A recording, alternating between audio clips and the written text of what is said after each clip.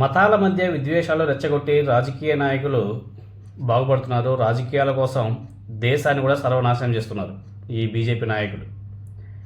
ఈ మతాల మధ్య చిచ్చుపెట్టి రాజకీయంగా వాళ్ళు ఎదగచ్చేమో, కానీ ఇవి సామాన్య ప్రజలకి మంచిది కాదు.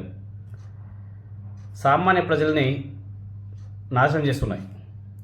ఇప్పుడు జరుగుతుంటే టెర్రరిస్ట్ అటాకులు కూడా మతాల మధ్య చిచ్చు పెట్టడం ఒక కారణంగా కూడా చెప్పుకోవచ్చు.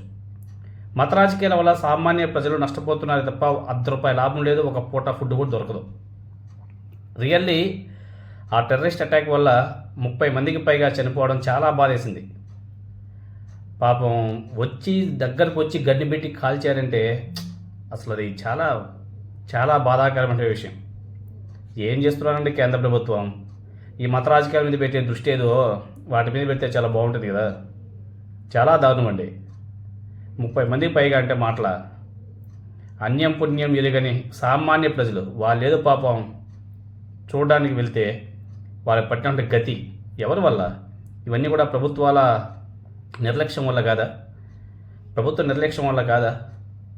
ఎప్పుడు చూసినా మతాలు మతాలు మతాలు అని చెప్పేసి ఒక పర్టికులర్ మతం మీద ప్రతిసారి కూడా మనం రుద్దే ప్రయత్నం చేస్తున్నాం. మీరు ఇది అని చెప్పేసి వాళ్ళ మీద నెగిటివ్గా తీసుకెళ్తే వాళ్ళు కూడా అలానే తయారైపోతారు కదా. ఇదే చెప్పేది, మతాల మధ్య మతాలను యూజ్ చేసుకొని రాజకీయాలు చేయకండి, కులాలు మతాలు పనికిరావు, వద్దు అనేసి ప్రతి ఒక్కరు కూడా చెప్తారు. కానీ ఈ బీజేపీ బత్తాయిలు మాత్రం మాది మతం, బీజేపీ అంటే హిందూ అంటే బీజేపీ అన్నట్టుగా బిల్డప్ ఇస్తుంటారు. హిందువులు అయితే బీజేపీ మాత్రమే సపోర్ట్ చేయాలి, ఇంకే పార్టీకి సపోర్ట్ చేయకూడదు ఏంది? కాబట్టి ప్రజలందరూ కూడా ఒకసారి ఆలోచన చేయాలి. ఈ మత రాజకీయాల వల్ల సమాజానికి మనుషులకి ఏమైనా సరే లాభం ఉందా? ఒక పూట అన్నం ఎవరైనా పెడతారా? ఒక పూట గడుస్తుందా? ఆలోచన చేయాలా.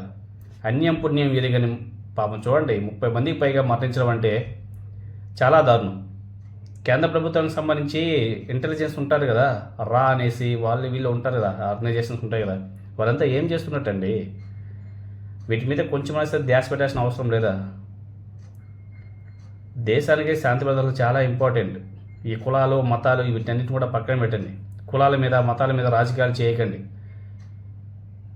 ఈ కుల మత రాజకీయాల వల్ల జరిగే నష్టం సామాన్య ప్రజలకే తప్ప పెద్ద పెద్ద నాయకులకి ఎవరికి ఏమీ కాదు. పెద్ద నాయకులకి ఎవరికి, రాజకీయ నాయకులకి ఎవరికి ఏమీ కాదు. పోయేదంతా కూడా సామాన్య ప్రజలే. ఎగ్జాంపుల్ ఇదిగో నిన్న జరిగినటువంటి సంఘటన చాలా బాధేసింది. అసలు కొన్ని ఫొటోస్ చూస్తే విజువల్స్ అసలు గుండె తరుక్కుమనింది. చాలా బాధ. ఇలాంటి మళ్ళీ పునరావృతం కాకుండా ఈ కేంద్ర ప్రభుత్వాలు కొంచెం దృష్టి పెడితే చాలా బాగుంటుంది.